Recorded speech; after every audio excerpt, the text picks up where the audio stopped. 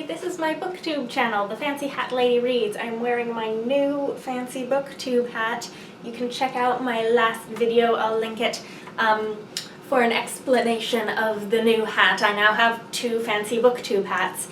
And today I'm doing a random book haul that I find is suddenly necessary because, well, there are a lot of books, but also specifically because there are a couple of these books that I realized I was going to need to show in my next two videos that I have planned, and for some reason I'm a stickler about not showing a book on my channel before I haul it. There is absolutely no reason for this. This is just a rule that I've imposed upon myself because I do that to myself. But as you can see, there are a serious number of books here, and I'm going to unload them off of me.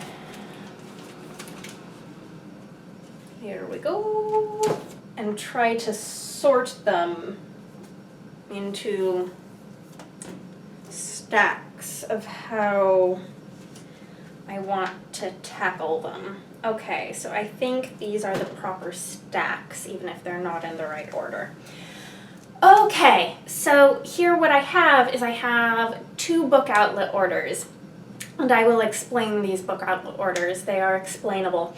And then I have a stack of oddities that includes 3 50-cent mass market paperbacks, because I am a huge fan of used bookstores with 50-cent mass market paperback sections, and a couple other books. Okay, so the first book outlet order here I had actually already placed before I filmed my last haul video, so I knew they were coming, but they weren't here yet. So that was back last month. I think I placed this order about mid-July, and the reason I did so was because of these books.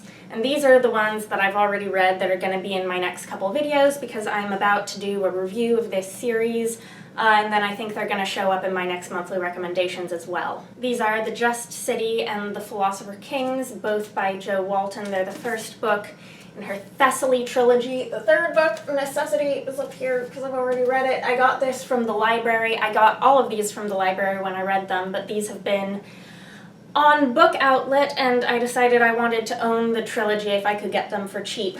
So here's the full trilogy.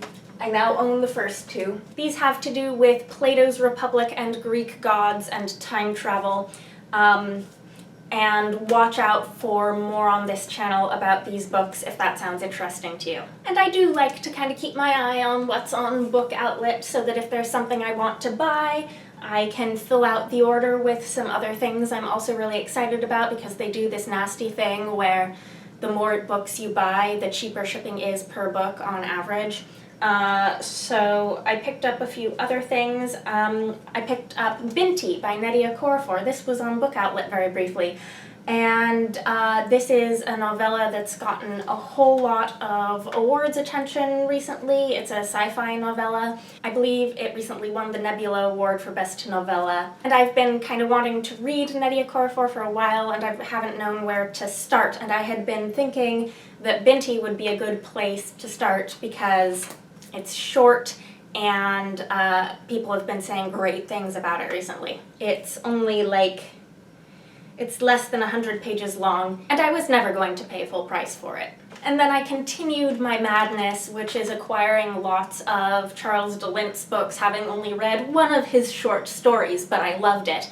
And this is Dreams Underfoot, which is the first Newford book, which is what I probably would have wanted to acquire first, except that I hadn't been able to find it for cheap. And this is a short story collection, and the reason I wanted it, even though I have plenty of others of these to start with and there isn't a reading order, is this is actually the one that includes the story that I really liked, The Moon is Drowning While I Sleep, which was in the Snow White Blood Red fairy tale anthology that I read a few months ago. So there's that, and then I got this, which is a scratch and dent copy.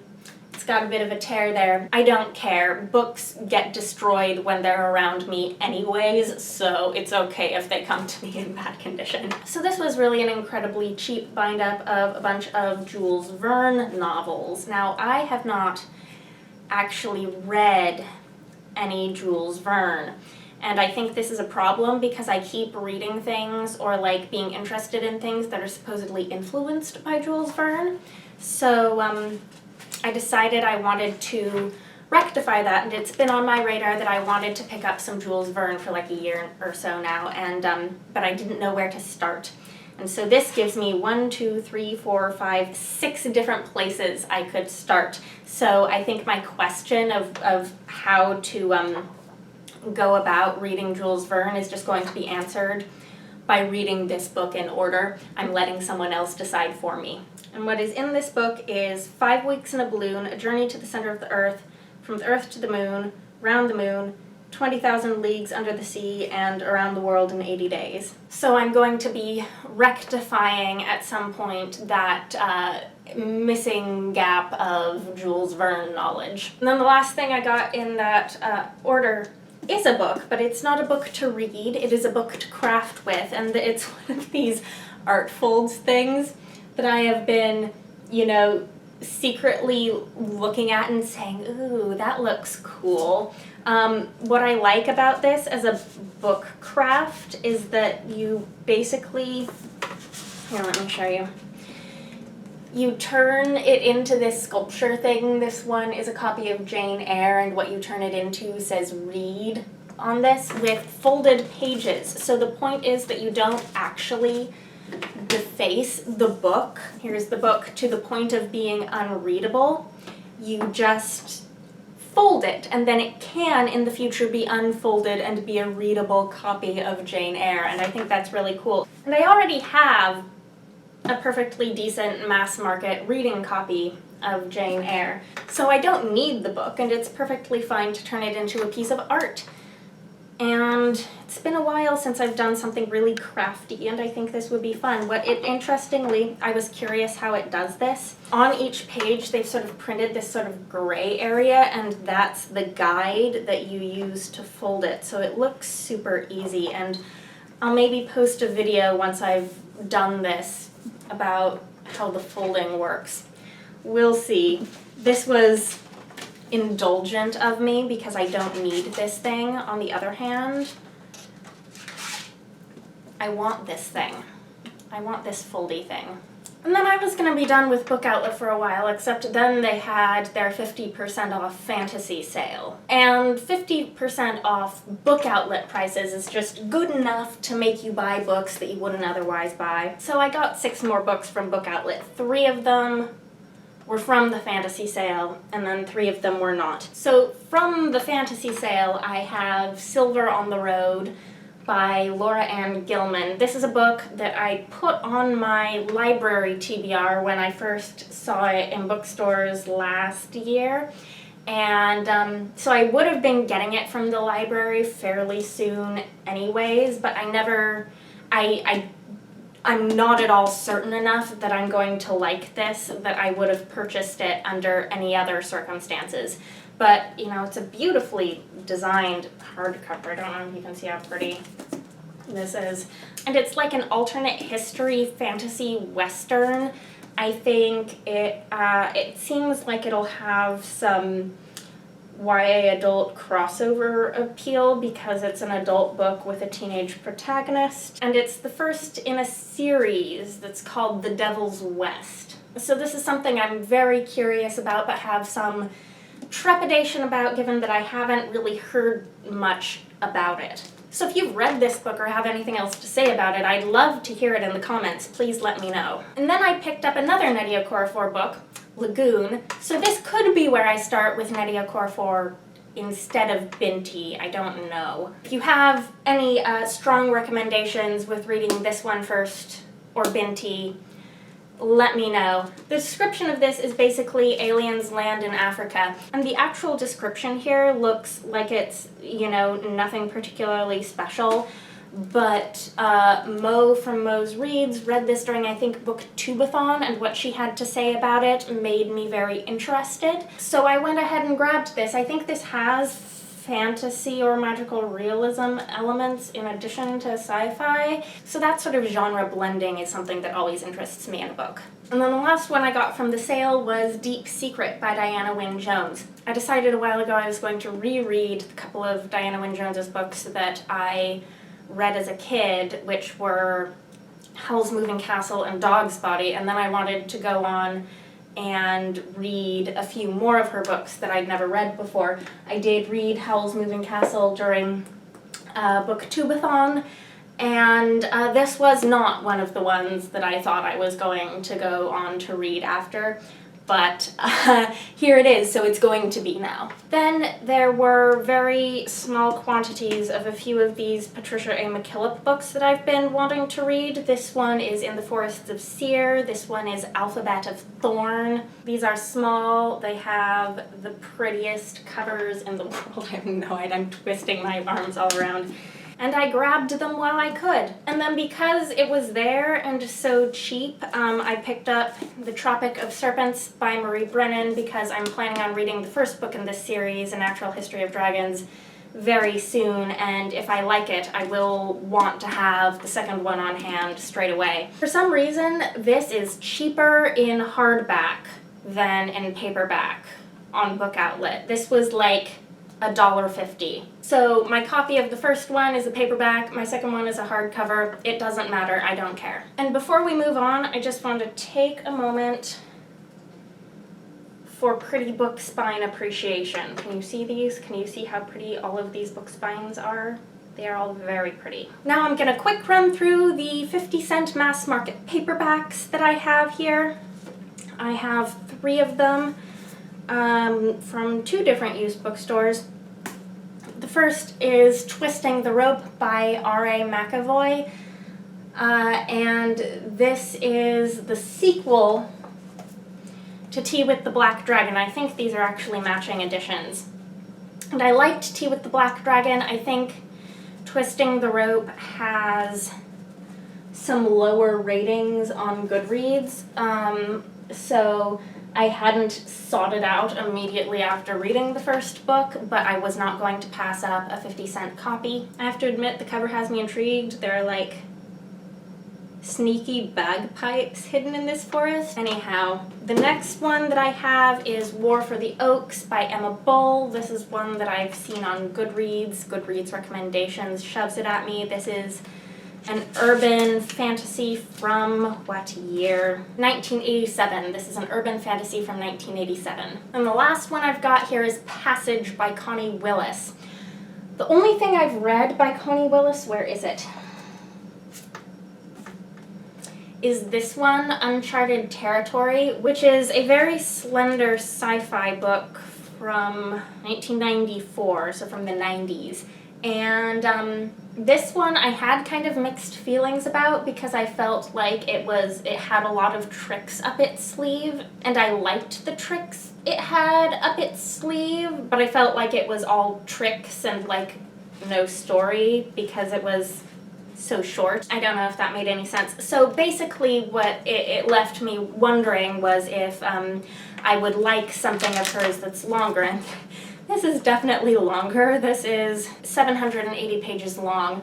I think it has to do with simulated near-death experiences. And I know that Connie Willis's most famous books are her Oxford time travel books. I haven't picked those up because I'm really picky with time travel stories. So that had left me a little at sea with where to go next with Connie Willis until I found a 50-cent copy of this, and that just answered my question. I've mentioned before that I do have some access to ARCs through the bookstore where I volunteer, and I have a second one. I recently read the first one that I got from there, which was The Queen of Blood by Sarah Beth Durst, and I figured it made sense to let myself have like one at a time. I don't want to go overboard with the ARCs though.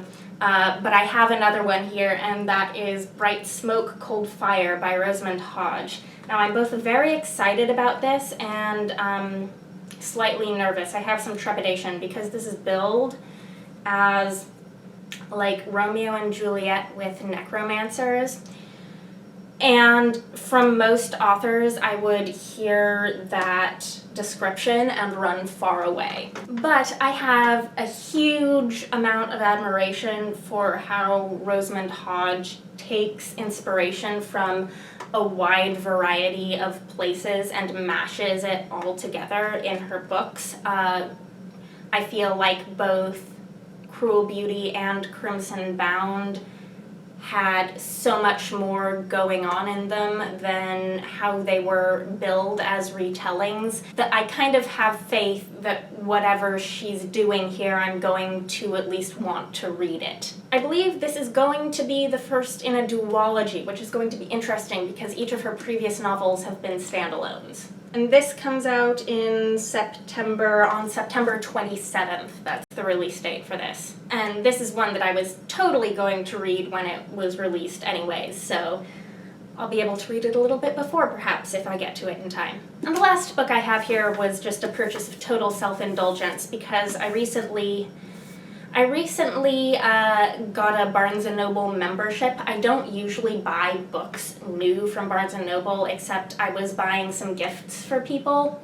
And so I did, and I actually have been thinking for a while now that it would be worth the money for me to have a Barnes & Noble membership, even just because of the amount of tea that I purchase in the Barnes & Noble cafes. I know Barnes & Noble doesn't have the Barnes & Noble cafes everywhere, but where I live they do, and I get tea and I go look at the new release books and then I get them from the library. But then I got my Barnes & Noble membership and I started getting coupons, and I got a coupon for 20% off any single item in addition to my new membership discount, and so I was like, what the heck, I'm going to support the publishing industry and buy a new release hardcover. So I went to Barnes & Noble and I browsed all the new releases, and it was a lot of fun. And I settled on Arabella of Mars by David D. Levine. I have been hearing that this is great fun. This is an alternate history with space travel. I don't know exactly when this is meant to take place. 18th century, maybe? Maybe Regency? Maybe. Anyways, this is about a young woman named Arabella Ashby. I think she disguises herself as a boy and has adventures, and that just sounds like it might be my delightful cup of tea, plus this is just a very pretty book. And this felt so indulgent for me. I never purchase new releases at full price. And I probably won't again for some time, but I indulged myself this once with a coupon. I think this is meant to be the first in a series, although I don't think future books have been properly announced yet, but it says it's The Adventures of Arabella Ashby, Book 1. Okay, that's all the books. Now I can film my other videos. Let me know if you've read any of these, if you want to read any of these, what you think. Let me know if you have gotten yourself any great book bargains recently. I would love to hear from you all. And that is all. Bye for now.